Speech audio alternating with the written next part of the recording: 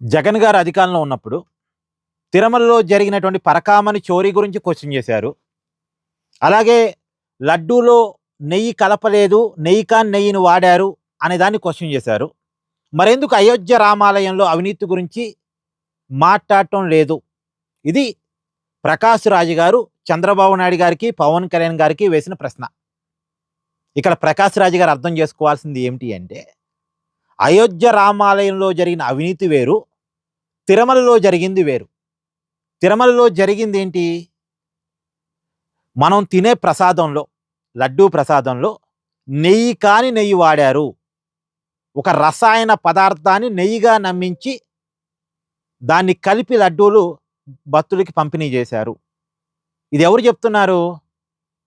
YV Subbareddy గారు, TTD మాజీ board chairman, అలాగే ఇప్పుడు వైసీపీ రాజ్యసభ సభ్యుడిగా ఉన్నటువంటి వైవి సుబ్బారెడ్డి గారు సుప్రీంకోర్టుకి వెళ్ళి రాష్ట్ర ప్రభుత్వం వేసిన సిట్ అయితే సరిగా ఎంక్వైరీ చేయదు, సిబిఐతో కూడిన సిట్ని నియమించండి అని సుప్రీంకోర్టుని అడిగితే సుప్రీంకోర్టు నియమించినటువంటి సిబిఐతో కూడిన సిట్టు తేల్చిన విషయం.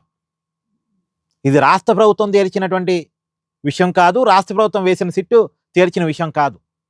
సుప్రీంకోర్టు నియమించినటువంటి సిబిఐతో కూడిన సిట్టు తేల్చిన విషయం ఏంటంటే, వైసీపీ అధికారంలో ఉన్నప్పుడు తిరుమల తిరుపతి లడ్డూ ప్రసాదంలో నెయ్యి కాదు, ఒక రసాయన పదార్థాన్ని నెయ్యిగా నమ్మించి కలిపారు అనేది. ఆ రసాయన పదార్థాన్ని ఎందుకు కలిపారు? డబ్బుల కోసం మాత్రమే కలిపారా? లేదు హిందువుల ప్రాణాలు తీద్దాం, సోపులాయుధం ఎక్కిద్దాం, హిందువుల సంఖ్యను తగ్గిద్దాం అనే ఆలోచనతో కలిపారా? ఇది తేలాలి. ఇది ఒక దారుణమైన విషయం. ఇది కుట్ర. ఇది ఎవరు చేశారు? అక్కడ ఉండే ఎవరో ఉద్యోగి చేసింది కాదు. ఉద్యోగి కాదు కదా నెయ్యి ఎవరికి ఇవ్వాలి, టెండర్ ఎవరికి ఇవ్వాలి డిసైడ్ చేసేది. టెండర్ ఎవరికి ఇవ్వాలి అని డిసైడ్ చేసేది అక్కడ ఉన్నటువంటి ఒక ఎంప్లాయీ కాదు కదా. ఎవరు చేశారు అది?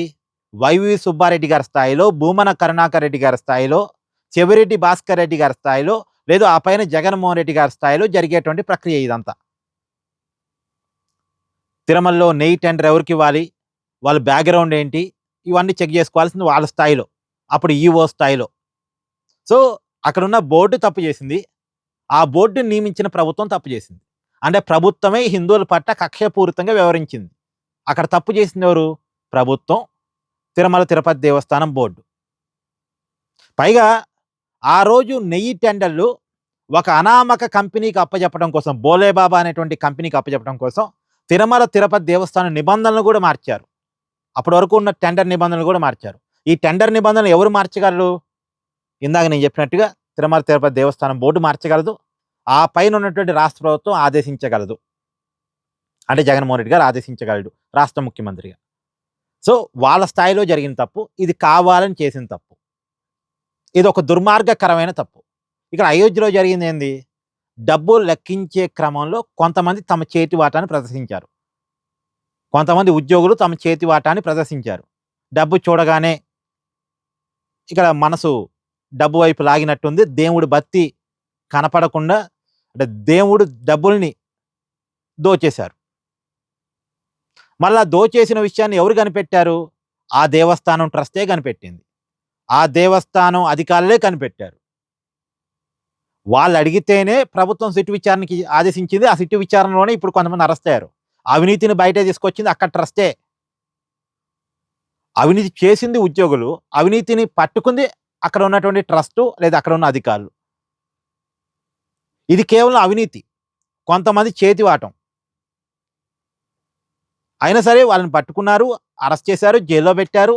ఆ ట్రస్ట్ జనరల్ సెక్రటరీ కూడా నైతిక బాధ్యత వహిస్తూ రాజీనామా చేశాడు. ఆ ప్లేస్లో ఇప్పుడు కొత్త అతను నియమించారు.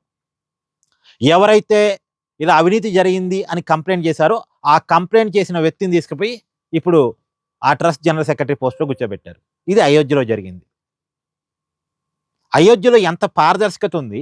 జగన్మోహన్ రెడ్డి గారి హయాంలో తిరుమల కేంద్రంగా జరిగిన కుట్ర. ఈ రెండింటిని ఎలా పోలుస్తారు అసలు? హిందువుల ప్రాణం తీద్దామనుకొని, ఒకటి డబ్బు కోసం అన్నది నాకు తెలియదు. ఇంకా డబ్బు కోసమే అని ఉంటే ఇక చెప్పలేం. కానీ అది డబ్బు కోసమా, హిందువుల ప్రాణాలు తీద్దామన్నటువంటి లక్ష్యంతో చేశారా? మొత్తానికి నెయ్యి కాని నెయ్యిని వాడారు. రసాయన పదార్థాన్ని నెయ్యిగా నమ్మించి వాడారు. అది లడ్డూ ప్రసాదంలో రసాయన పదార్థాలు కలపటం. ఇక్కడ డబ్బులు దొంగిలించడం. ఈ రెండిటిని ఎలా కలుపుతారసలు? ఒకవేళ డబ్బు దొంగతనం అయితే రికవరీ చేయొచ్చు. కానీ ఈ రసాయనం మన బాడీలోకి పోయిన తర్వాత దీన్ని మళ్ళా బయటికి తీసి దీనివల్ల మన ఆరోగ్యాలు చెడిపోతే మళ్ళా బాగు చేస్తారా? అసలు ఈ రెండిటికి పోలిక లేదు. ప్రకాష్ రాజ్ గారికి మైండ్ ఉండి మాట్లాడుతున్నారు, మైండ్ లేక మాట్లాడుతున్నారు.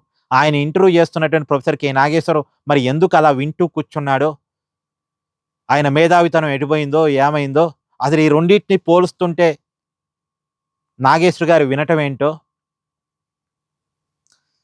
సరే, ఇక్కడ మీ అభిప్రాయాన్ని కామెంట్ చేయండి.